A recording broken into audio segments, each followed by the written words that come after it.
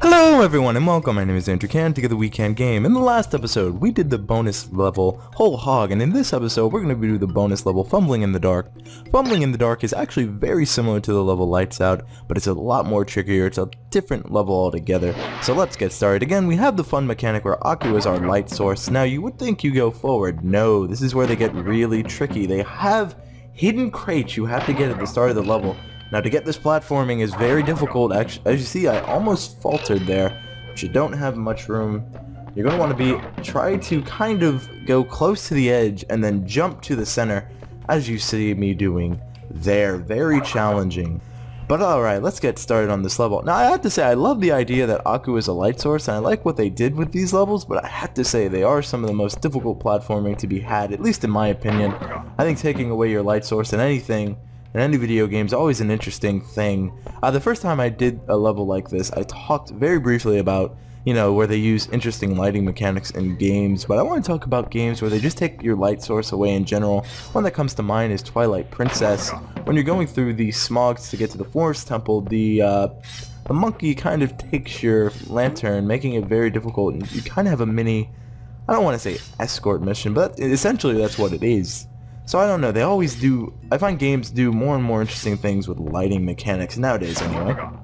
But we're gonna wait for these guillotines, and like the first level, Lights Out, it's always better to wait for these enemies than it is to spin dash into them. Gonna wanna do some quick platforming there, but we're gonna activate this checkpoint. And we're about, I'd say, a quarter of the way through this first level. But that said, they are definitely getting more difficult, especially with these bonus rounds. I love bonus rounds in games because you can really see where they put all the difficulty.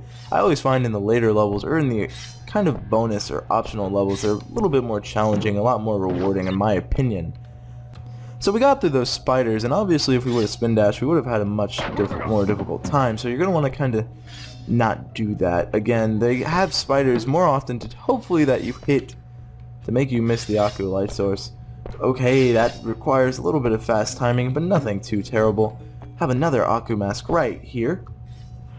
But I believe this is where we have to use the spider to our advantage. They brought back that mechanic from later in the game. They do that quite frequently.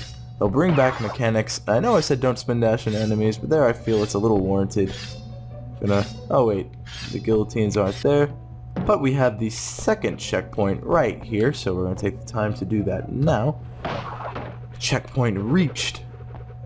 And let's get our light source back. Now honestly, when the spiders are solo and they're not on their web and they're just jumping like that, I find it a little jerkish of placement, I'm just going to be honest with you.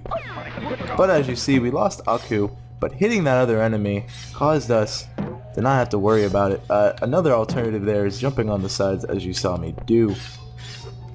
But the platforming has to be...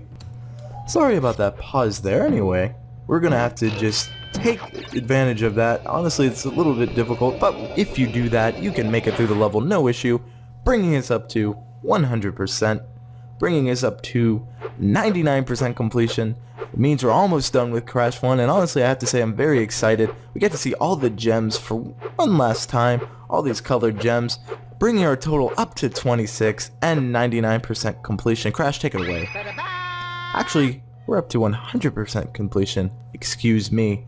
But in the next episode, we will go and get the true ending to Crash Bandicoot, or the alternative ending. I don't know about you, but I'm very excited to show off the alternative ending. And let's get started.